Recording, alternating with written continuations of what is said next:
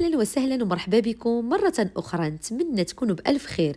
واليوم جيتكم في حلقة جديدة من وصفات سناء كناني باش نقدم لكم جوج وصفات اللي غينفعوكم في هذا رمضان وغيرافقوكم، ساهلين في التحضير ودغيا دغيا كيوجدوا معكم.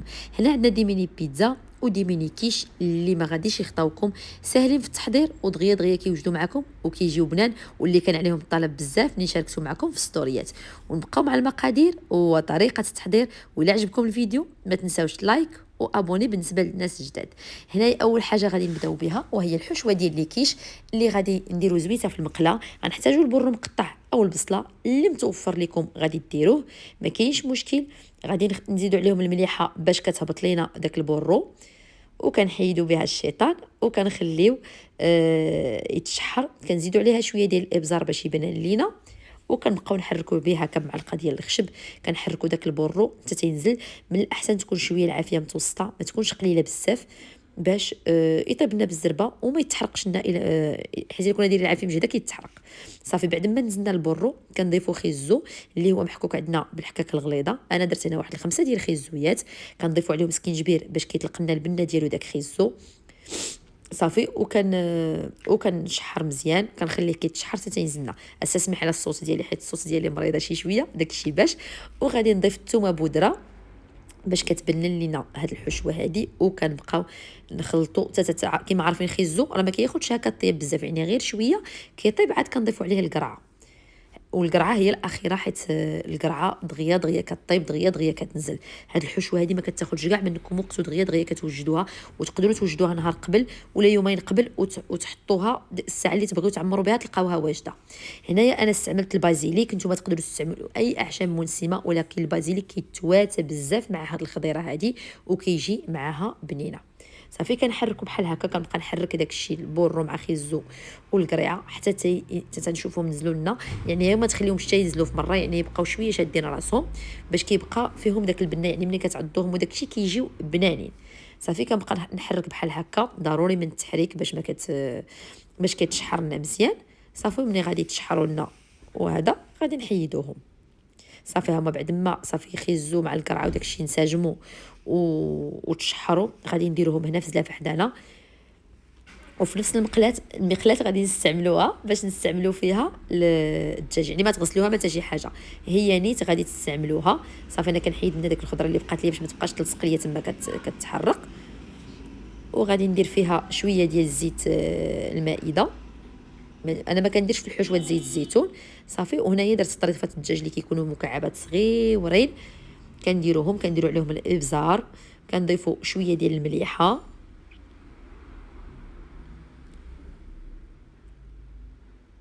وضفت انا شويه ديال دوك الاعشاب المنسمه البازيليك اللي بقى لينا، انا ضفتو على داك الدجاج باش ينسمو لنا حتى هوايا. صافي وكنديروا شويه طريقه ديال سكينجبير، وغادي نضيف معاهم واحد الصوص اللي كتجي بنينه في هذا الدجاج هذا. غادي ندير صوص ترياكي، الا ما متوفراش لكم غادي ديروا الصوجه بوحدها، الا متوفره لكم من الاحسن ديروها. المهم ديروا واحد عاد كتعطي واحد المذاق غزال لهاد الدجاج هذا مع ديك الخضره وداك الشيء، كيجي واحد لوغو بحال لي ازياتي كيجيو لذاذين. صافي كنديروهم وكنديروا حتى الصوجه حتى هي. الا ما عندكمش كما قلت لكم ما عندكمش ترياكي، اكتفيوا بالصوجه فقط. صافي كنديروا هكاك وكنشحروا داك الدجيوج ديالنا باش كتجي فيه واحد البنه مختلفه على اللي مولفين كندوقوا في لي كيش.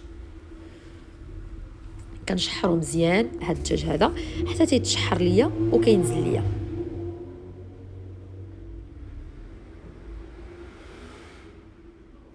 كنضيفوا شويه ديال البودره ديال الثومه للدجاج من الاحسن باش كتعطي البنه. انا المهم هنا خليتها نسيتها في الاول، عاد فكرت خصني نديرها ودرتها. صافي وها هو الدجاج حدايا كيتشحر. هو من الاحسن تجهدوا عليه باش ما كيطلقش الماء بزاف ودغيا دغيا كينزل معاكم.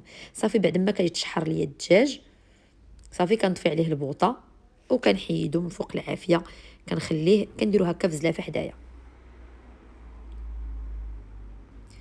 وقبل كنذوقوا بعدا كنشوفوا واش طايب واش بنين واش الملحه، يعني كتذوقوا الملحه قياس الملحه وداكشي باش كيجيكم داكشي هو هذاك. كيجيو العبار د الملحه كيجي هو داك، ضروري ما تذوقوا.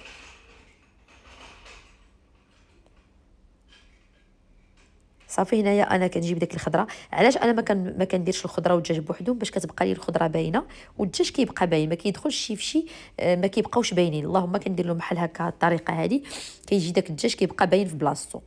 صافي هنايا عاد كنخلط انا ملي كيطيب ليا كلشي عاد كنخلطو مع بعضياتهم، حيت كيكون الدجاج خدا حقه في الطياب والخضره كذلك خدات حقها في الطياب. صافي كنبقى نخلطهم بحال هكا، كتنخلط هاد الحشوه هذه كامله في مره.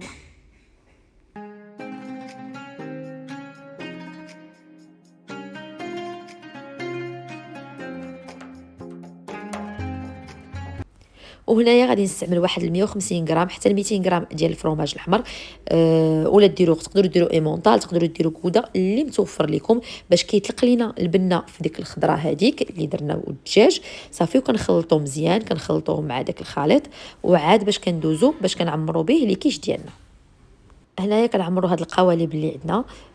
هاد العجينه هذه راه كتكون بالاعشاب منسمه. انا راه فايته شاركت معكم عجينات بزاف ديال لي كيش، يعني على الانستغرام ولا هنا على اليوتيوب. غادي نخلي لكم الوصفه في صندوق الوصف يعني ديال العجين اللي بغى يستعملها. انا هنايا الصراحه الله هادو خديتهم جاهزين، ولكن هادو عند واحد السيده اللي كتصاوبهم، كتوجدهم ليا بحال هكا. الا ما كانش انا عندي الوقت باش نوجدهم وداكشي هي كتكلف ليا، حيت كنديروا نفس لاباط. المهم هاد لاباط هادي كتجي بنينه وسهله. صافي كنعمرهم بهذا الشكل هذا كما كتشوفوا. داكشي انا حيت ما كانش عندي الوقت وداكشي باش نصورهم معكم بالتفصيل، وهذا داكشي باش حاولت انني ناخذهم بعدا، حيت بحال انا وياك كنصايبوا نفس العجين. صافي عمرتهم هنايا، ولكن ان شاء الله انا كنوعدكم انني غادي ندير لكم حلقه خصيصا بهاد لي فون هادو، حيت بزاف اللي كيعجبوهم.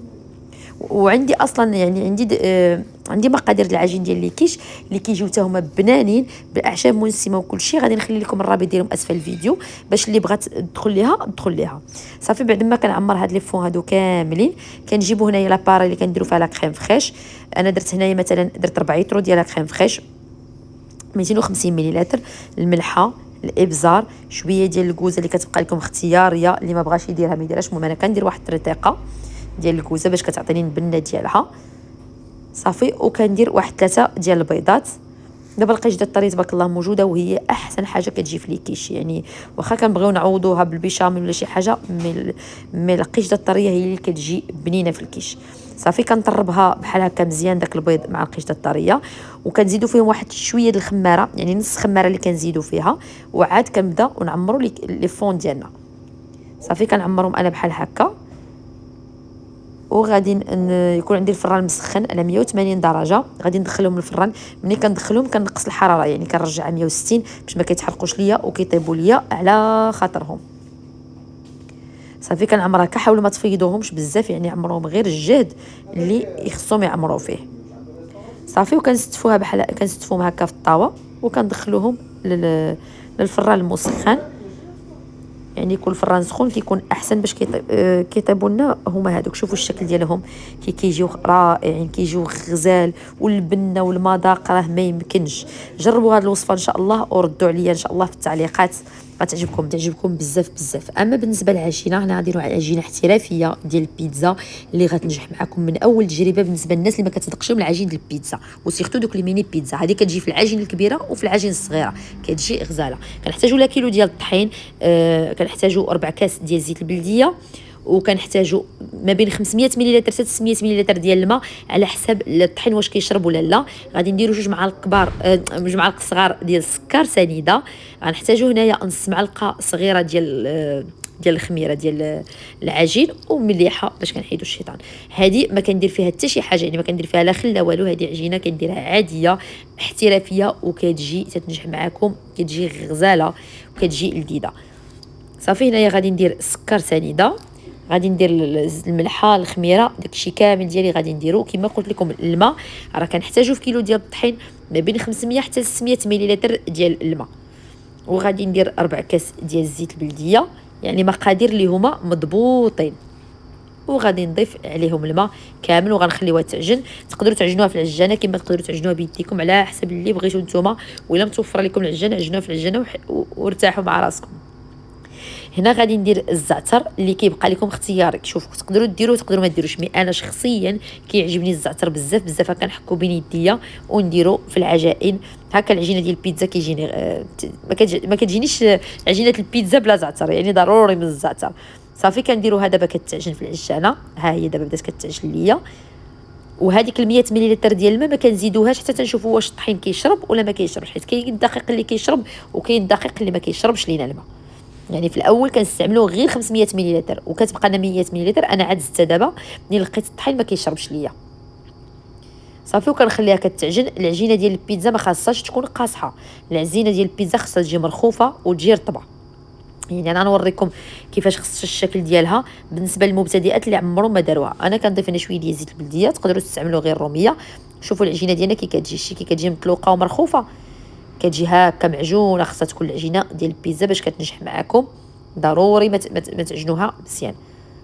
انا درتها معكم بالتفصيل حيت بزاف منكم اللي طلبوها مني وقلتوا لي البيتزا ما كتصدقش لكم، ما كتجيكمش مفشفشه. هذه هي الطريقه باش تجيكم البيتزا، هي هذيك. صافي انا كندير لها هنا السلوفان ونغطيها ونخليها كتخمر وندوز. باش هنا قطعت الفلافل ندير لهم شويه ديال الزيت باش نقليهم نشحرهم باش نعمر بهم، والمليحه والابزار. وكيبقى لكم اختيار الا بغيتوا ديروا له تبقى لكم الحشوه ديال البيتزا عمروا باللي بغيتوا. هنا درت البصله كتشحر وضفت عليها الملحه، وغادي نضيف عليها شويه ديال الابزار والزويته ونخليهم كيتشحروا بجوج بيهم. ها هما كيتشحروا. كنجهد عليهم العافيه باش ما كتطلقش لينا الماء، وكندوز باش كنطلق العجين ديالي ديال البيتزا بعد ما خمرات. يعني كندير يد هنا ويد هنايا. انا خليت العجينه كتخمر، شوفوا كي جات مبوقه وجات معجونه.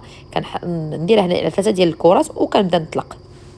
انا بعد ما عجنت العجينه هي فاش مشيت قطعت الفلفله وداك الشيء والبصله ودرتهم كيتشحروا، خمرات لي العجينه. رجعت باش نقادها، حيت خاصكم تنظموا الوقت باش تسربيو دغيا باش ما كتشد لكمش الوقت بزاف بزاف.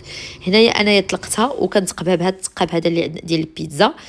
ولا اللي ما عندوش غادي ديروا الفرشيطه، غير هذا كيسهل عليا. هكا كنتقب في مره واحده صافي. وكندير بواحد الساخن اللي بغيت انا القياس ديالو، يعني قداش القياس اللي بغيت، قداش الاطار يكون. انا كتعجبني البيتزا بهذا القياس، ما كتعجبنيش تكون صغيره، ما كتعجبنيش تكون كبيره بزاف.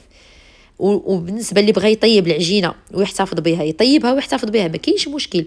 واللي بغى يعمرها ويحتفظ بها. انا شخصيا كنحتفظ بها وهي معمره، ما كنحتفظش بها وهي خاويه، باش ملي كنجي نجبدها ما كنبقاش عاد نجبد الروينه. يعني كتكون مصاوبه مقاده، غير كنجبد كنسخن وكنحط. صافي هنايا بعد ما طلقت العجينات اللي عندي كنستفهم هكا في الطاوه، وعاد كنبدا نعمر بالعمارات اللي عندي اللي باغا انايا نعمر بهم. ها هما انا هنايا درت الصوص دماطيشه اللي شاركتها معكم بالنسبه للناس الانستغرام. راني شاركت معكم الصوص وشاركتها معكم حتى في واحد الحلقه هنايا في اليوتيوب. انا غنخلي لكم الرابط اسفل الفيديو اللي بغى يمشي يوجد هذيك لاصوص طوماط. غنخلي لكم الرابط ديالها، كما غنخلي لكم الرابط ديال العجينه ديال لي كيش، وغنخلي لكم المقادير ديال العجينه ديال البيتزا بالتفصيل باش تجيكم ساهله وباش تمشيو ليها مباشره، يعني تعرفوا دغيا توجدوها ما تبقاوش واحلين معاها. صافي هنايا كنعمر هكا بالفليفله البصله وكندير الطون وكندخلهم الفران وكنخلي الفرماج هو اخر حاجه اللي كنقدر نستعمل. صافي كندخل. وتقدروا تستعملوا الفرماج هو الاول، عاد ديروا الحشوه كيبقى لكم اختيار. يعني هي في الاساس البيتزا راه كيدار طبقه الفرماج هي الاولى، غير حنا ولفنا كنديروا بحال هكا. صافي ها هو انا بعد ما خرجتهم التطيبه الاولى درت لهم الفرماج ودخلتهم الفران دابوا عليه وخرجتهم صافي. وكنخليهم حتى تيبردوا وعاد كندخلهم للمجمد. هنايا انا درت كما شفتوا الطبقه الاولى هي الفرماج، حيت هذه هي البيتزا الاصليه كنسبقوا لها الفرماج هو الاول، عاد كنديروا العماره اللي بغينا. هنا درت كما شفتوا هي الفلفله والبصله ودرت الطون. انا كيعجبوني البيتزات بالطون، وانتم كيبقى لكم الحشوه اختياريه، تقدروا ديروا اللي بغيتوا وتستعملوا اللي يعجبكم. كنتمنى ان الفيديو ان شاء الله الفيديو اليوم تكونوا استفدتوا منه وعجبكم. والوصفه اللي طلبتوني عليها ها هي انا حطيتها لكم. كنتمنى انكم تخليوا لي التعليقات ديالكم وتبارطاجيو الفيديو على مواقع التواصل الاجتماعي ومع الاهل والاصدقاء باش يوصل لعدد كبير من المشاهده. وشكرا لكم بزاف بزاف على التعليقات ديالكم الزوينين وعلى الدعم ديالكم المستمر، كنشكركم. وكنتمنى انكم تشجعوني حيت الفيديوهات كما كان الحال كياخذوا منا وقت وكياخذوا منا مجهود. كنتمنى انكم تخليوا لي التعليقات ديالكم باش تشجعوني ندير المزيد من الوصفات السهله والسريعه. صافي. والبيتزا ديالي انا كنكملهم بهذا الشكل هذا، واللي هذا هو الشكل ديالهم كيجيو رائعين. حتى هما كنحتفظوا بهم بالمجمد بحال هكا عامرين. الساعه اللي كنبغيهم كنجبدهم ونسخنهم. ومرحبا بكم مره اخرى في قناتكم.